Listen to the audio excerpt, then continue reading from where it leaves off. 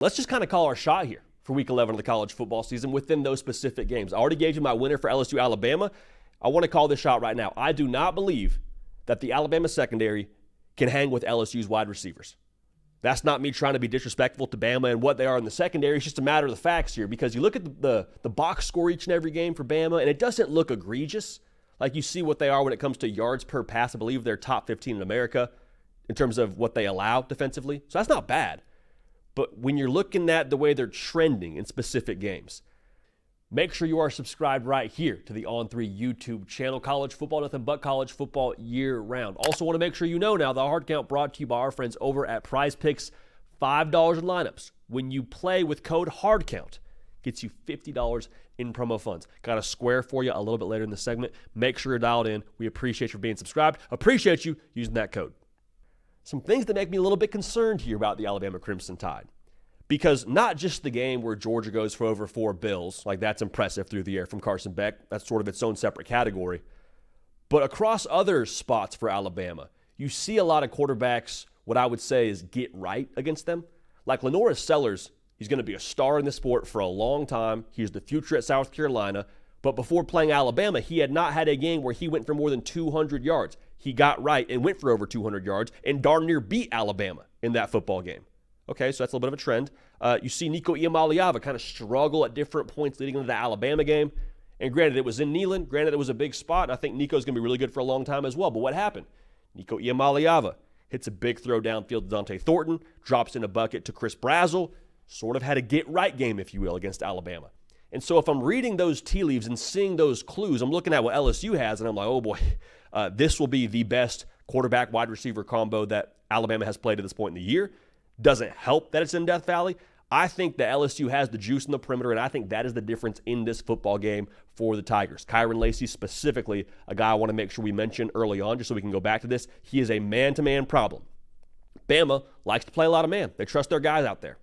That's great, but if you don't win those matchups consistently enough against Kyron Lacy, even if you do win a couple of those matchups, like Kyron Lacy covered is not really covered. Like a 50-50 ball for Kyron Lacy is really more like 80-20. So Kyron Lacy, LSU's wide receiving core, I think that they are the difference makers in this game against Alabama. All right? Here's another one for you. We talk a lot about Travis Hunter in relation to the Heisman Trophy, and I've said this before. I think he is your Heisman Trophy winner, barring something wildly unforeseen. If Colorado just has a couple of just horrific showings, maybe that changes our mind a little bit. But like, if this is truly about the best player in college football, Travis Hunter should win that award. Now, the tricky part with the Heisman, it's not just about being the best player in college football, is it? No, it's about having a great September. September, yes, but a great November, more importantly, is when you win the award. And probably more specifically within that conversation, you need to have the big stages, right? That was a big thing for us going into the year, why you would be worried about Travis Hunter not winning the Heisman Trophy. Hey, I don't know if Colorado will be competitive enough in November for them to, give him those stages he needs to win the award. Well, fast forward the tape, Colorado is very much so in the mix for the Big 12 championship. By that logic, very much so in the mix for a college football playoff berth. And with this game this weekend, got a bit of a stage against Texas Tech. On the road, Texas Tech generating some more juice as well with them beating Iowa State previously. I just mentioned, got to go to Lubbock. Big noon kickoff will be there. Okay, so the national stage here, that ingredient is getting added in a little bit more to the opportunity for Travis Hunter this weekend. Then you pair it with the fact that the Texas Tech defense, God bless them, they're allowing over 280 passing yards a game. That's 125th in America. So big noon, gettable defense, Travis Hunter, November.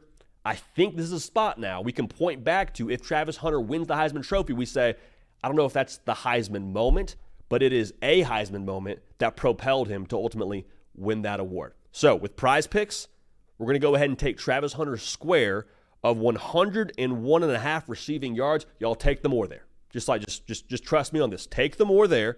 I already mentioned what Texas Tech isn't doing in the secondary. Use code HARDCOUNT, $50 in promo funds when you use code HARDCOUNT and play $5 in lineup. So lock in with that. We appreciate Prize Picks bringing y'all the hard count today. That is, y'all, I don't want to jinx it. That feels like a gimme. Feels like a gimme, and feels like Travis Hunter is set for a big game, a Heisman-esque moment kind of game against Texas Tech this weekend. Now, we're going to zig when people zag a little bit here. We did this last week with Ohio State when it came to how we expected them to run the football against Penn State. we're going to kind of follow that same attitude, if you will, when it comes to how we feel about Georgia and Ole Miss. Like Carson Beck here, what's been the talking point all week long? Carson Beck, turnover machine, keeps throwing the football to the other team. And that's not untrue. I mean, he would tell you that. He has not done a great job taking care of the football. I think Carson Beck's probably sick of hearing that, whether he would tell you or not. I think he is going to take extra care of the football this weekend. And I think during this week of practice now, what's Georgia watching on tape? Ole Miss taking care of the football darn near twice a game. All right, Ole Miss does a phenomenal job turning the opposition over. So if there wasn't already a heightened sense of I got to take care of the football for Carson Beck because of all that's being said about him, what Ole Miss does on the field defensively amps that up even more. I think Carson Beck takes care of the football. I think he throws 0 interceptions. And I also think offensively now, I think Georgia's offense helps him a bit with how they call it. Because as much as we harp on Carson Beck for pressing, like gosh dang, Georgia offensively stopped pressing on Carson Beck then. You're throwing the football 38 times a game. I mean, I'm not tremendous with numbers, but the more that you throw the football, the greater percentage chance is that you maybe throw the football to the other team. So I think Carson Beck cleans it up in a massive way this weekend for Georgia. I think he throws 0 interceptions. Go ahead and take that one to the bank. Now, here's one more take for you going into the weekend. Indiana, they got Michigan this week. They got Michigan going to Bloomington now. And as much as we've talked about Indiana being kind of a surprise of the college football season, a lot of people say they're disrespected, they're this, they're that. I mean, I don't know what's true or not about them being disrespected, being in the top 10 in the first college football playoff rankings, and you're Indiana. Like, I think maybe we just say, awesome, cool, we'll keep it rolling, win the Big Ten, and we'll be in the dance. Even if you lose one game, you're in the dance. Neither here nor there. My opinion here, the take is that I think we finish this game against Michigan, if we're Indiana, and the whole country says, whoa.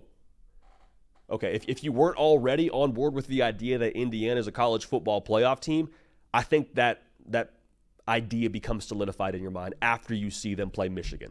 And this is not me dunking on Michigan. I think Michigan's gettable, but I would also say that Michigan has a lot of NFL players. Like, no shade to Indiana's schedule. We've all seen what they've had to go through. We've seen them, the best team they've played to this point is Washington. Michigan's got some NFL players. Michigan will be the most talented team Indiana has played to this point in the year. And so I say all that to say the filter that is available here for Indiana is, I think, an exciting one. And I think if you're an Indiana fan, this is your chance to really kind of solidify who you are to the college football world and make a good statement for the future of your college football playoff aspirations.